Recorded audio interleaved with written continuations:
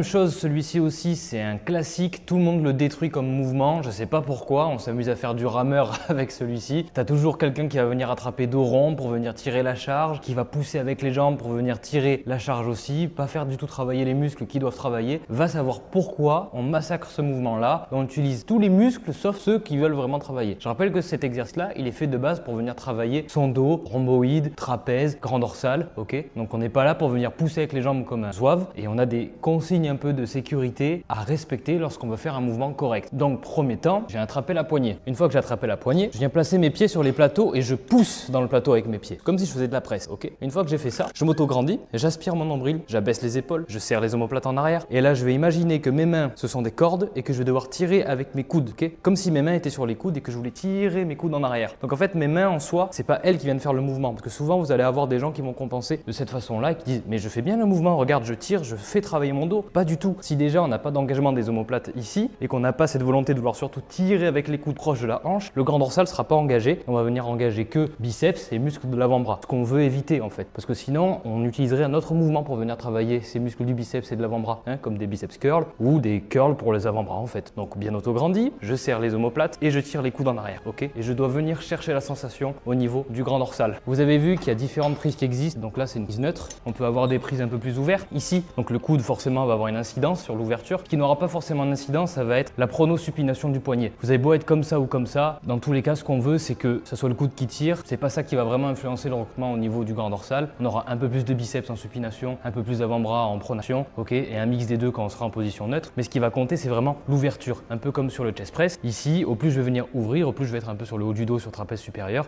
au plus je vais venir serrer, au plus je serai sur mon grand dorsal. Ça dépendra. Donc ici, quand on a cette prise ici, forcément, j'ai le coude qui court un peu plus. Donc je vais jouer un peu sur l'angulation au niveau du coude. Si j'ai une ouverture qui est très grande, un peu plus importante. Par exemple, on a des prises qui nous forcent à avoir les coudes un peu plus ouverts. Là, on va venir jouer sur un peu plus la partie supérieure du dos. Donc, trapèze, rhomboïde, grand rond, petit rond, ce genre de muscles-là. Et là, on sera un peu plus sur le grand dorsal parce que ce qu'on veut, c'est rapprocher les insertions pour créer une contraction musculaire. Donc, rapprocher le coude de la hanche pour venir contracter le grand dorsal. Si tu as des questions, n'hésite pas à les poser en commentaire, des remarques, des astuces en plus que j'aurais pas forcément donné. Et n'hésite pas à aller voir les gens qui font ce mouvement-là pour les aider et les corriger dans ta salle, s'il te plaît. Allez, salut!